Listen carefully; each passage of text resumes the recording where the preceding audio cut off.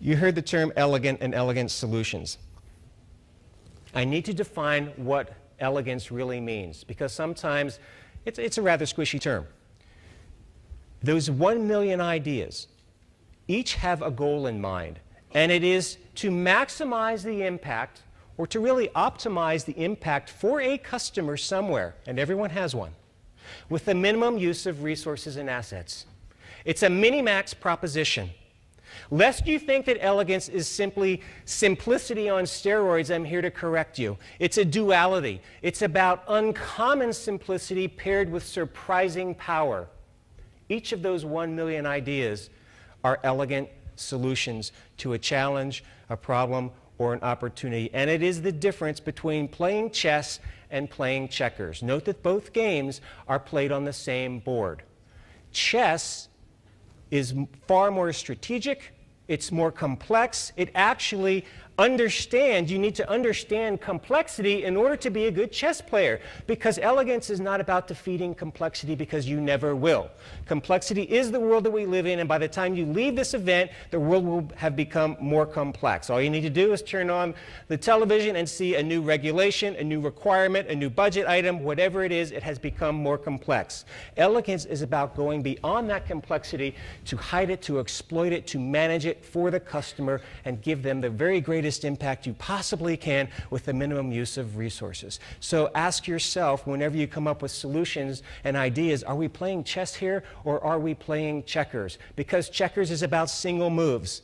My 5-year-old daughter and I play it. It's easy to learn, and she loves it because it's about accumulating stuff. Chess is just the opposite. It's about, and sometimes if you watch a good chess match, there's nothing that happens for an awful long time. You're thinking strategically, moves in advance, and it's about the minimum number of moves. It's not, I mean, if you try and amass the other army, a good chess player will defeat you very easily. It's about the minimum number of moves to immobilize a single piece. That's a completely fundamentally different way of thinking. So today we're going to talk about how do you play chess in the field and the board that is innovation. The second thing that I learned, which also shocked me out of my shoes, was that innovation isn't just reserved for the product developers of the world, the research and development team, the advertising and marketing team. You see, I didn't know that coming into Toyota. And they taught me that no, innovation needs to be accessible to everyone in the company. The million ideas aren't coming from 1 or 2 departments. And actually, when you do the numbers, it's not that impressive. You know how many people work for Toyota globally? About 270,000. That's on average 4 ideas a year. Do you think that if between now and the next time you have your next biennial, if each of you implements 1 idea per quarter, how much further along you would be in terms of being an innovative company, better than you are today? And that's what really it's all about. But you don't get there unless everyone in the room is coming to work on a daily basis, looking not to do the work, but to improve the work. And that really took me back. And the definition that you just heard is very accessible, and I love it because it gets rid of all of the stuff you hear about innovation. Is this radical innovation? Is it breakthrough innovation? Oh no, it's just incremental, evolutionary, continuous improvement, as if one is better than the other. That's just all a matter of scale. But innovation is, and the person who came up with the definition is David Neeleman, CEO of the airline I flew to get here, JetBlue, founder of JetBlue, no longer CEO. Innovation is simply trying to find a way to do something better than it's ever been done before. Okay? That's the second thing I learned. It's got to be defined so that it's accessible to everyone, because you can now have a mindset and a filter that says, well, am I doing something better than I did before? The third thing I learned is that some things that get in the way of this mindset of innovation, and that is there are temptations. And I call them temptations because they're traps that are so easily to fall into, and they will stop your innovation and creativity efforts cold. The very first one, I think you heard it alluded to by Frank this morning, is swinging for fences.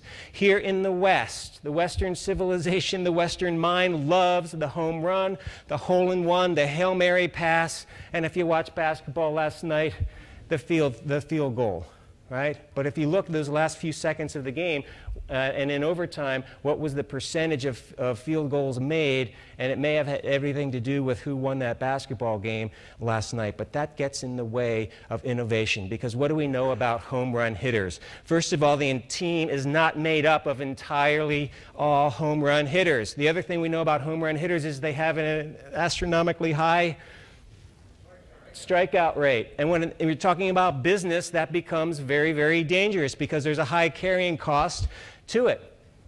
The second temptation that gets in the way is what I'll call getting too clever. And this is the bells and whistles trap. This is features overload. This is features fatigue. And how many of you have one of those smartphones that you really wonder if it's as smart as they're touting it to be?